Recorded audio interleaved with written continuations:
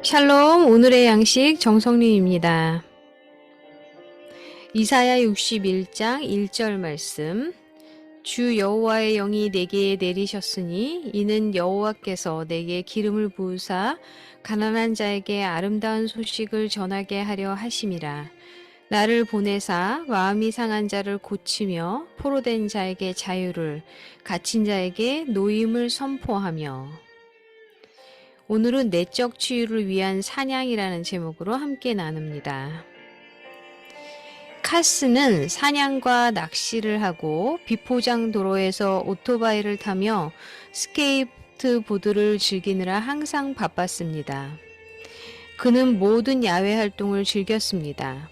그런데 오토바이 사고로 그는 하반신 마비가 되고 말았습니다. 그는 곧 우울증에 빠졌고 미래에 대한 희망을 잃어버렸습니다. 그러던 어느 날 친구 몇 명이 그를 다시 사냥터로 데리고 갔습니다. 카스는 한참 동안 자신의 상처를 잊고 주변의 아름다운 경치를 즐겼습니다.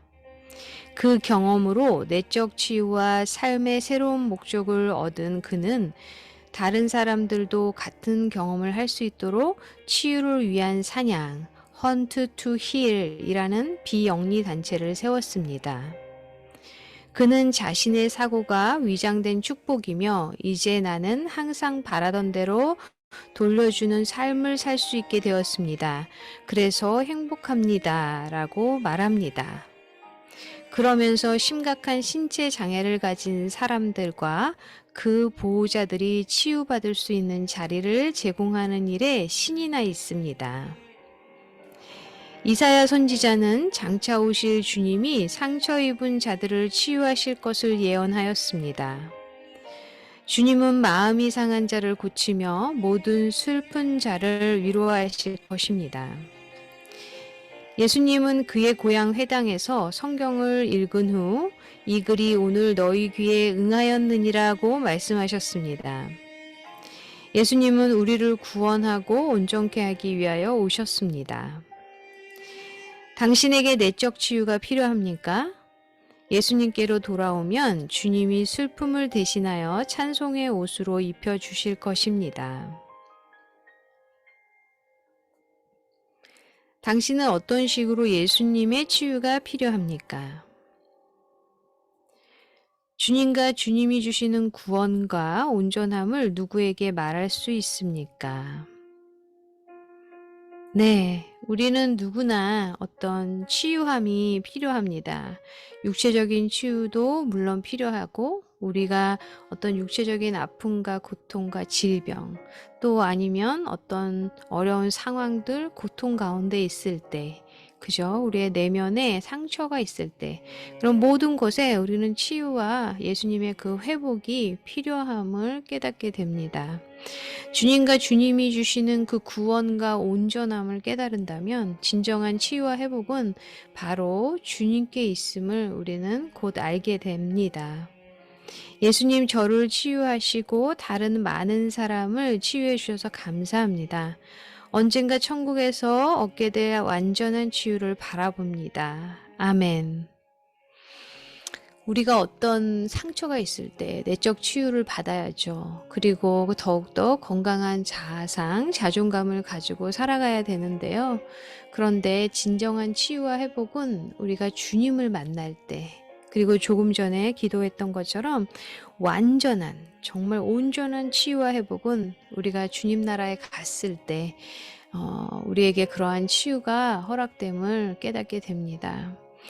이렇게 지금 카슨이라는 사람이 그저 이 하반신 마비가 돼서 얼마나 고통스러웠을까요? 그런데 자연을 다시 보면서 그것이 다시 기쁨을 갖게 되고, 본인과 같이 그렇게 아픔이 있는 자를 돌아보게 된 거죠. 그래서 그런 경험을 함께 나누고, 그럼으로 인해서 헌트 투 힐이라는 치유를 위한 사냥이라는 단체를 만들어서 같은 그런 어떤 처지에 있는 그런 신체가 불편하신 분들이 같이 치유를 받고 공감하고 그런 곳을 만들었는데요. 정말 우리가 어떤 우울증이나 공황장애나 상처, 부부 간의 문제, 또 자녀들의 문제, 그런 여러 가지 문제가 있을 때 주변에도 그런 분들이 있다라는 거. 그래서 우리의 아픔의 상처들을 함께 공유할 수 있다라는 것.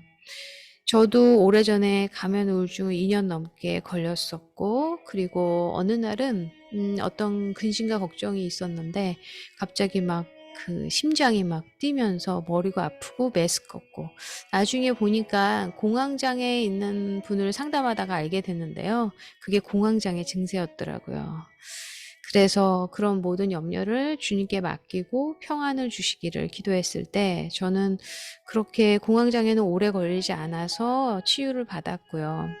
또 제가 고공공포증이 있었어요. 그래서 이렇게 뭐 저희 이 미국에는 91번 고속도로가 있는데 거기 이렇게 고가도로를 가려 그러면 막 숨이 차고 힘들었죠. 그리고 높은 곳에 올라가면 이렇게 좀 어질어질하고 내려올 때 굉장히 계단으로 내려올 때 힘들고, 그런데 그게 뭐 운동을 부족이라고 남편이 이야기했지만 그게 아니라 제가 높은 곳에 가면 생기는 고공공포증이 있었어요.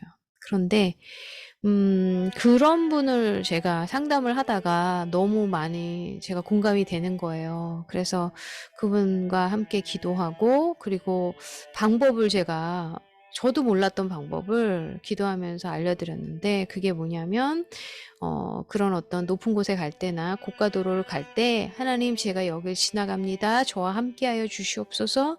저희가 숨을 이렇게 가빠지거나 힘들지 않게 도와주시옵소서, 그렇게 기도를 하고 크게 심호흡을 계속 하면서 운전하면서 가보시라 그랬는데, 제가 그렇게 해서 이제 91번 고속도로를 또 가게 된 거예요.